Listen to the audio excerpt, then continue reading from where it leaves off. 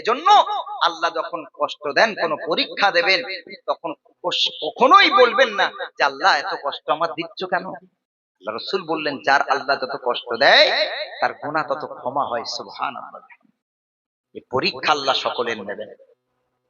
ঠিক এই রকম পরীক্ষা আল্লাহ নিয়েছেন ইব্রাহিম আলাইহিস সালামের। কোন বাপ কি তার নিজ সন্তানকে জবাই করতে পারে? পারে না। ইব্রাহিম নবীকে আল্লাহ তাআলা বললেন, ইব্রাহিম, যেই জিনিসকে তুমি সব থেকে বেশি ভালোবাসো ওটা আমার রাস্তায় তুমি কুরবানি দাও। ইব্রাহিম নবী আলাইহিস সালাম টোটাল খেজুর বাগানটা তিনি দান করে দিলেন। এরপরে কি করলেন?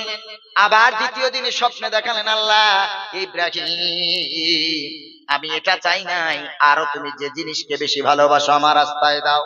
যতগুলো উট ছিল সব উটগুলো তিনি দান করে দিলেন গরিবদেরকে।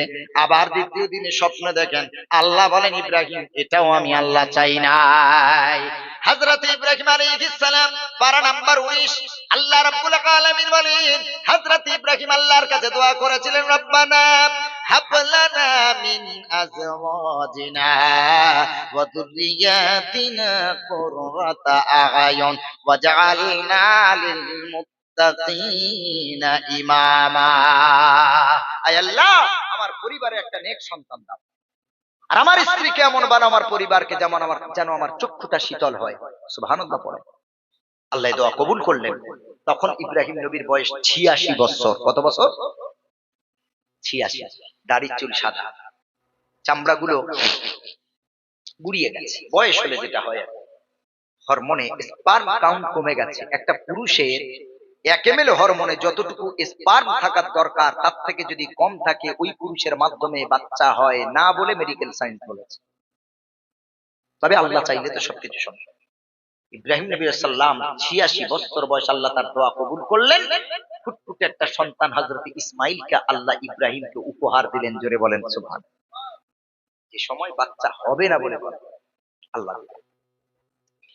বিশাল বড় তাফসীর।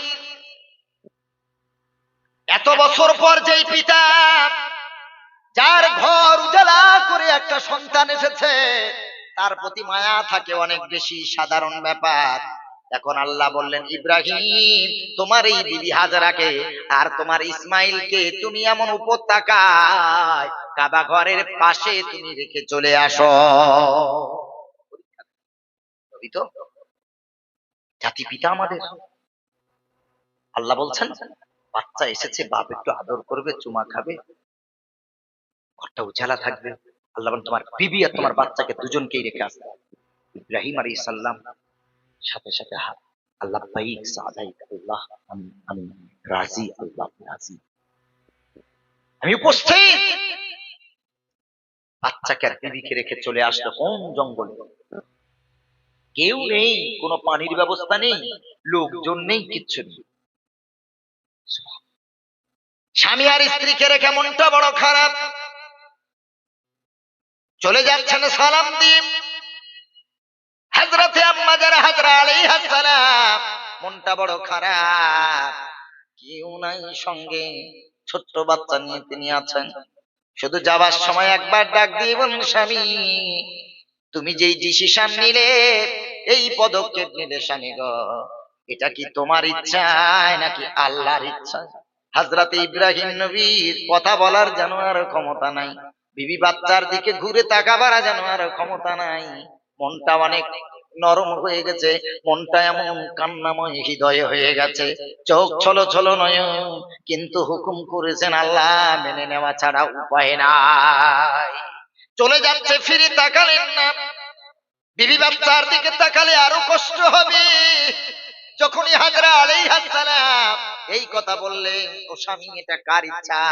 তিনি শুধু আকাশের দিকে একটা আঙুল তুলে দেখিয়ে দিলেন, বিবি, আমি আমার নিজের ইচ্ছাই করি না, আমার বাচ্চার প্রতি আমার অনেক মায়ারি। আমি এমন জায়গায়, আমি লোক নাই, কেউ নাই, জনপদ নাই, আমি ওই জায়গায় রেখে যেতে আমার মনটা চায় না তোদেরকে, কিন্তু আমার আল্লাহ হুকুম করেছে। এক আঙুলের ইশারা দিয়ে চলে গেছে নবীজির বিবি আম্মা জান হাজরা আলাইহিস সালাম। এত ঈমান, এত ঈমান, যখনই বুঝে গেছেন এটা আল্লাহর হুকুম, তিনি বুঝে গেছেন আমার আল্লাহ আমারে হেফাজত করবে। ফালাম্মা বালাগা মাহু সায়া, এর মাঝখানে অনেক ঘটনা আছে। ফালাম্মা বালাগা মাহু সায়া, যখন ইসমাঈল আলাইহিস সালাম বাবার হাতে ধরা হলো, কত বাংলা বই লেখা আছে তিনি একদম ছোট্ট বাচ্চা ছিল না, ওটা মিথ্যা কথা। আমার আল্লাহ তাআলা বলেন ফালাম্মা বালাগা মাহু সায়া, বাবার হাতে ধরা হয়েছিলেন তিনি। তাহলে মোটামুটি আমরা ভাবি 10 বছরের থেকে বেশি, না হলে বাবার হাতে ধরা হতে তো পারে না। এরপর আবার দ্বিতীয় পরীক্ষা আল্লাহ নিচ্ছেন। প্রথমে বাচ্চা জন্মাবার পর রেখে এলো, এরপরে কিছুদিন বাচ্চাকে কাছেই পেয়েছে। এখন আল্লাহ তাআলা বলেন আর এক পরীক্ষার ইব্রাহিম, খেজুর বাগান দিলে শুনবো না, সব উটগুলো দিলে শুনবো না। ইব্রাহিম, আমি আল্লাহ তোমারে যে ঘর উজালা করা সন্তান দিয়েছি, ওই ইসমাইলকে কি আমার রাস্তায় তুমি কুরবানি দিতে পারবে? ইব্রাহিম আলাইহিস সালাম অবাক। ওটা তিনি একবারের জন্য ভাবেননি যে আমার আল্লাহ আমার সন্তানকে চাইবেন, একবারের জন্য ভাবেন পারে কোনো বাপ? আপনি যদি আজকে গিয়ে আপনার সন্তানকে বলেন কাল সকালবেলা তোর বলি দেবো, তোর কুরবানি দেবো, ও ঘর ছেড়ে গ্রাম ছেড়ে দেশ ছেড়ে পালিয়ে যাবে। তোমার বলতো বাবার দরকার নেই, ভিক্ষা করে খাবো তাও ভালো, চায়ের দোকানে কাজ করে খাবো তাও ভালো, মেথরের কাজ করে খাবো তাও ভালো, জীবন তোমার হাতে দিতে পারবো না। আরে ইব্রাহিম নবী আলাইহিস সালাম তিনি আল্লাহকে বললেন আল্লাহ রাজি, আপনি চেয়েছেন কেন রাজি হব? কোন বাপ কি পারে তার সন্তান, সামান্য সন্তানের একটু হোঁচট লাগলে বাপের কলিজাটা চৌচির হয়ে যায়, মায়ের কলিজাটা চৌচির হয়ে যায়, কষ্ট হয়। বাচ্চা যদি কেঁদে বসে বাপ মায়ের ঘুমটুকু উড়ে যায়। হযরত ইব্রাহিম আলাইহিস সালাম নিজ সন্তানের কাছে গেলেন, ইন্নী আরা ফিল মানামি আন্নী আযবাহুকা ফানজুর মাযা তারা। এই আয়াত দিয়ে আরেকটা শিক্ষা পাওয়া যায়। আল্লাহ ইব্রাহিম নবী আলাইহিস সালামের সন্তান চেয়েছেন, হযরত ইব্রাহিম নবী সন্তানের সাথে আলোচনা করছেন, পরামর্শ করছেন। সুবহানাল্লাহ। পৃথিবীর বহু পিতা আছে তারা ছেলেদের সাথে আলোচনা করে, অ্যাডাল্ট ছেলে, উপযুক্ত সন্তান, বাপ কোথায় কত টাকা রাখছে, কার কাছে ধার দেনা করেছে কত টাকা, কোথায় কি জমি কিনেছে, কোনো সন্তানকে জানায় না। হঠাৎ করে স্ট্রোক করে কোনো রোগ হয়ে মারা যাবে, তখন গ্রামের কেউ এসে বলবে তোমার বাপের কাছে 10,000 টাকা পেতাম তো তুমি সন্তান দিই, কোনো প্রমাণ নেই। অথচ ইব্রাহিম নবী তার সন্তানের সাথে পরামর্শ করছেন। সুবহানাল্লাহ। এই জন্য বাপ হিসেবে সন্তানের সাথে পরামর্শ করা ইব্রাহিম নবীর সুন্নাত। ইব্রাহিম নবী আলাইহিস সালাম গিয়ে বলছেন, ইন্নী আরা ফিল মানাম, আমি ঘুমের ভিতরে দেখলাম আল্লাহ আমারে দেখালেন, আন্নী আযবাহুকা, আমি তোমাকে আল্লাহ রাস্তায় জবাই করছি। ফানজুর মাযা তারা, এ বাবা তোমার কি মত, তুমি কি বলতে চাও? সুবহানাল্লাহ। কি সন্তান দেখবেন ইসমাঈল আলাইহিস সালাম, কেমন সন্তান দেখেন, পালিয়ে যাননি, ঝগড়া করলেন না। এই কথা শুনেই ইসমাঈল আলাইহিস সালাম একজন কিশোর, তিনি চিন্তা করলেন আমার যেই বাপ আমাকে কথা বলতে পারে, সেই বাবার কলিজাটা ভেঙে চৌচির হয়ে যাচ্ছে, আর কত আমার বাপ সহ্য করবে? ইসমাঈল সাল্লাম তাকে ভাবছেন এই কথা যে আমার বাপ আমাকে বলছে, আমার বাপ কতটা কষ্ট ভরা হৃদয় নিয়ে আমার এই কথাটা বলছে। সন্তান কেমন নবী, বাপ নবী, ইসমাঈল নবী, ইসহাক নবী গো, কি করে ঘটনা শোনাই নিজেই তো নিজেকে কন্ট্রোল করতে পারি না। ইসমাঈল আলাইহিস সালাম বুঝতে পারলেন আমার বাবার কলিজায় কষ্ট হয়, আব্বার মুখের দিকে তাকিয়ে বলছে, আব্বা ইয়া আবাতি ফাল মা তুমার, ও আমার প্রিয় আব্বা, ইফআল মা তুমার, আল্লাহ যে হুকুম করেছেন তুমি সেই হুকুম পালন করো আব্বা। সুবহানাল্লাহ। সন্তান পালাই না, আব্বা বাপকে সান্ত্বনা দিচ্ছে, আব্বা তুমি চিন্তা করবে না, আমাকে তো অনেক ভালোবাসো, আমি জানি তোমার কষ্ট হচ্ছে, কারণ পৃথিবীর কোন বাপ তার নিজ হাতে তার সন্তানকে হত্যা করতে পারে না। আমি জানি তোমার মনের অবস্থা, তুমি চিন্তা করো না আব্বা, আল্লাহ যে হুকুম করেছেন সেই হুকুম তুমি পালন করো। আর তুমি চিন্তা করছো কুরবানি দেওয়ার সময় আমি পালিয়ে যাব, আমি দৌড় দেব, আমি ছটফট করব, তুমি এই চিন্তা করছো আব্বা? চিন্তা করো না, সাতাজিদুনি ইনশাআল্লাহু মিনাস সাবিরিন। আমার আল্লাহ যদি চায় আমি তোমার ইসমাইল এক ইঞ্চি নড়াচড়া করব না, আমাকে ধৈর্যশীলদের অন্তর্ভুক্ত পাবে। আমি নড়বো না, আমি সরবো না, আপনি আমাকে জবাই করবেন আল্লাহর রাস্তায়, আমি আপনাকে কষ্ট দেব না আব্বা। হযরত ইব্রাহিম আলাইহিস সালাম ছটছট করে কাঁদছেন, কিন্তু হুকুমটা করেছেন কে? আল্লাহ। একটু চিন্তা করেন সেই দিনের কথা, যেই দিন সন্তান শেষ বিদায় জানিয়েছেন মাকে। স্কুলে ছেলেটা গেছে 3 ঘন্টা 4 ঘন্টা লেখাপড়া করতে, মা দেখতে পায় না, রাস্তার দিকে তাকিয়ে আছে, আমার কলিজার টুকরা কখন বাড়ি ফিরবে, কখন তাকে গালে তুলে একটু আদর করে খাওয়াবো। 3-4 ঘন্টা ছেলেকে দেখতে পায় না, মেয়েকে দেখতে পায় না, তাই মায়ের কলিজা তো কষ্ট হয়। 1 বছর 2 বছরের জন্য মালয়েশিয়া কাজে যায়, দুবাই কাজে যায়, আরবে কাজে যায়, কেরালাতে কাজে যায়। কাজে যাওয়ার সময় ছেলেটা বাপ মাকে সালাম দেয়, বিবি বারবার বুকে জড়িয়ে ধরে হাউমাউ করে কাঁদে, গো মাসের পর মাস স্বামী তুমি চলে যাবে, আমি কি করে থাকবো। এয়ারপোর্টের সামনে দাঁড়িয়ে, স্টেশনের উপরে দাঁড়িয়ে বাচ্চা কাঁদে, বাবার গলা জড়িয়ে, আব্বু তুমি যেও না গো আব্বু, কারে আর আমি আব্বু বলে ডাকবো, কার কোলে আমি আর উঠবো, কে আমারে আদর করে আর চুমা দেবে। বাচ্চাও চায় না, ছেলেটা কেরালায় চলে যায়, বাইরে রাজ্যে চলে যায়, বাইরের দেশে চলে যায়। বাপ মা জানে আমার ছেলেটা ফিরে আসবে, কিন্তু বছরের পর বছর মাসের পর মাস তাকে কাছে পাবো না।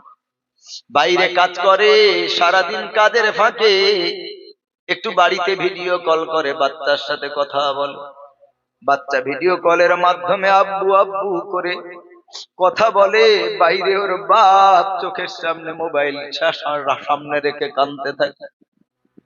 বিবিও চোখ মোছে, মাও চোখ মোছে, বাবা কাঁদিস না, দোয়া করছি রে বাবা, তুই ভালো থাকবি, তোর কিছুই হবে না। প্রবাসী জীবনটা এত কষ্টময়, যদি কারো জ্বর হয় জলপট্টি দেওয়ার মতো কেউ নাই, মাও নাই, বিবিও নাই, কত কষ্টময় জীবন। 2 পয়সা রোজগার করতে গিয়ে বিবি ছেড়েছে, বাচ্চা ছেড়েছে, মা ছেড়েছে, পরিবার ছেড়ে বাইরে চলে গেছে। ভিডিও কলের মাধ্যমে বাচ্চাটা যখন আব্বু আব্বু বলে ডাক দেয়, মোবাইলে দেখে কাঁদতে থাকে, বাচ্চাটা মোবাইলে তার আব্বাকে চুমা দেয়, বাপ তার বাচ্চাকে মোবাইলে চুমা দেয়, মনটা ছটফট করে, আমার কলিজার টুকরাটাকে যদি একটু কাছে পেতাম, কোলে নিয়ে তার চুমা দিয়ে আদর দিয়ে ভরে দিই। চিন্তা করেন, একটা মা জানে যে আমার সন্তান কয়েক মাস কয়েক বছরের জন্য বাইরে যাচ্ছে, আবার ফিরে আসবে। একটা স্ত্রী জানে আমার স্বামী কয়েক মাস কয়েক বছরের জন্য যাচ্ছে, আবার ফিরে আসবে। একটা সন্তান জানে আমার বাবা কয়েক মাস কয়েক বছরের জন্য যাচ্ছে, আবার ফিরে আসবে। কিন্তু ইসমাইল আলাইহিস সালাম মায়ের কাছে শেষ সালাম, মা জানে আমার সন্তান আর আমার কোলে ফিরে আসবে না। সন্তানও জানে আমি আমার মায়ের আদর আর পাবো না। শেষ বিদায়, শেষ বিদায়, শেষ সালাম ইব্রাহিম নবী কাঁদেন, হযরতে হাজারা কাঁদেন। ছেলে চলে যায় বাবার হাত ধরে, শেষ বিদায় তিনি জানেন আমার কলিজার টুকরাকে আর আমি আদর করে খাওয়াতে পারবো না। মুসলমান বাবাজি চলে গেলেন, যেইখানে কুরবানি হলো মিনাতে, ওই জায়গায় গেলেন, মাঝে অনেক ঘটনা আছে। ফালাম্মা আসলামা, হযরত ইব্রাহিম নবী আলাইহিস সালাম এবং ইসমাঈল আলাইহিস সালাম বাপ বেটা দুজনেই আল্লাহর কাছে আল্লাহর আদেশ মেনে নিলেন। সুবহানাল্লাহ পড়েন। ওয়াতাল্লাহু লিল জাবিন, ইব্রাহিম নবী তার সন্তানকে কাঁধ করে শুইয়ে দিলেন। এরপরে যখন তলবারটা হাতে নিয়েছে, ইব্রাহিম আলাইহিস সালাম বাচ্চার হাত বাঁধা, পা বাঁধা। ইসমাঈল আলাইহিস সালাম বলছে, আব্বু গো, আমার হাতের বাঁধন খুলে দাও, পায়ের বাঁধন খুলে দাও, আমি নড়ব না। কিয়ামতের দিন যদি আল্লাহ আমারে জিজ্ঞেস করে, ইসমাঈল তোমাকে জোর করে বেঁধে কুরবানি দিতে হয়েছিল, তোমার ইচ্ছা ছিল না, আব্বু গো আমি আল্লাহর সামনে কি করে মুখ দেখাবো? আমার হাতের বাঁধন খুলে দাও, আমার পায়ের বাঁধন খুলে দাও। সব বাঁধন খোলা, তলোয়ারের নিচে সন্তানের মাথা, সন্তানের গলা। ইসমাঈল নবী আলাইহিস সালাম শুয়ে আছেন, বাবার মুখের দিকে তাকিয়ে আছেন। আল্লাহ যে কত সবর দিয়েছে, আল্লাহু আকবার। বাবা তলোয়ার চালাতে যাবে, আব্বু তলোয়ার চালাবেন। ইসমাঈল নবী তখন বুঝতে পেরেছেন আমার পিতা আমার চোখের দিকে তাকিয়ে তলোয়ার চালাতে পারবেন, কারণ আমি তো সন্তান, আমি তো ইন্তেকাল করব, বা শেষ হয়ে গেল, কিন্তু আমার বাবা সারা জীবন কষ্ট পাবে, আমার মা সারা জীবন কষ্ট পাবে, সন্তান হারা বেদনা। বুঝতে পেরেছেন আমার বাবা আমার চোখের দিকে তাকিয়ে আমাকে কুরবানি দিতে পারবে না। ইসমাঈল নবী আলাইহিস সালাম বলছে, আব্বু গো তোমার চোখে একটা তুমি পটি বেঁধে নাও, কাপড় বেঁধে নাও, আমার চোখের দিকে তাকিয়ে তুমি তলবার চালাতে পারবে না, তোমার কষ্ট হবে। সন্তানের কথা মেনে নিয়েছে, চোখে একটা কাপড় বেঁধে নিলেন, তলোয়ার চালাতে যাবেন বিসমিল্লাহ বলে। আমার আল্লাহ তাআলা বলে যে জিবরিল, আমার ইব্রাহিম তার নিজ সন্তানকে আমার রাস্তায় কুরবানি দিচ্ছে, একবারের জন্য আমারে না বলে নাই। আমার ইব্রাহিম যদি একটা বারের জন্য আমারে বলতো, আল্লাহ তুমি কি চাও আমি সব দিয়ে দেবো, আমার কলিজার নয়ন মনিকে তুমি চেও না, আল্লাহর কসম আল্লাহ তা করতেন না, বলতেনও না। কিন্তু ইব্রাহিম নবী চেয়েছেন আল্লাহর হুকুমটা পালন করতে, তলোয়ার চালাতে যাবে। এমন সময় আল্লাহ তাআলা জিবরিল আমিনকে বলে, জিবরিল আমার জান্নাত থেকে পশু নিয়ে যা। বানাদাইনাহু আইয়া ইব্রাহিম কদ সাদাক্তার রুয়া ইন্না কাযালিকা নাজজিল মুহসিনিন। আল্লাহ ডাক দিয়ে বলছে, ইব্রাহিম কদ সাদাক্তার রুয়া, তোমার স্বপ্নকে তুমি বাস্তবায়ন করেছো, বাস্তবে রূপ দিয়েছো। ইব্রাহিম রে চোখের পটিটা একবার খোলো। ইব্রাহিম তলোয়ার চালিয়ে দিয়েছেন, রক্তে হাত লাল হয়ে গেল, তলোয়ার লাল হয়ে গেল। উনি ভেবেছেন আমার সন্তান কলিজার নয়ন পাখিটা আর নাই, আর আমাকে আব্বা বলে ডাকবে না। আল্লাহ তাআলা বললেন, ফেরেশতা বলছেন, ইব্রাহিম চোখের পটি খোলো। চোখের পটি খুলে দেখে সন্তান পাশেই দাঁড়িয়ে আছে, জান্নাতের দুম্বা শুয়ে আছে তলোয়ারের নিচে। জোরে বলেন সুবহানাল্লাহ। কেউ বলেছেন দুম্বা, কেউ বলেছেন ভেড়া।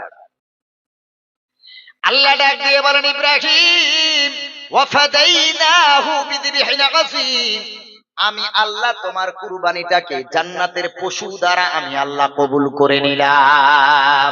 ইন্না কাযালিকা নাজজিল মুহসিনিন, আমি আল্লাহ সৎ কর্মশীল যারা সৎকর্ম করে যারা, ভালো কাজ করে যারা, আমি ন্যায় পরায়ণ যারা, সৎকর্মশীলদের আমি এভাবেই পুরস্কৃত করি। এই ইব্রাহিম, চিন্তা করো না রে ইব্রাহিম, ইন্না হাদা লাহুয়াল বালাউল মুবিন, এটা ছিল তোমার জন্য একটা বড় পরীক্ষা।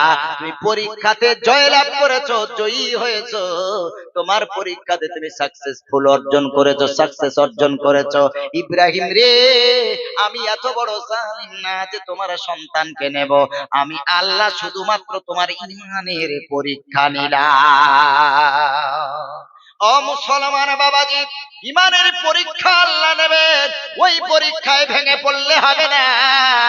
রমজান মাস হলো তেমনই এক পরীক্ষার মাস, আমল তৈরি করে নেন, এই মাস চলে গেলে আর হয়তো পাবেন না।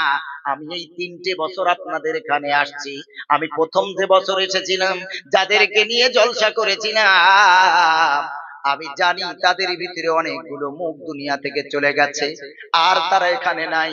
গত বছর যাদেরকে নিয়ে জলসা করেছিলাম, আমি না জানি একটা বছর এলাকার কত মানুষ মারা গেছে, তারা অনেকে না, তাদের মুখটা আর দেখতে পাই না।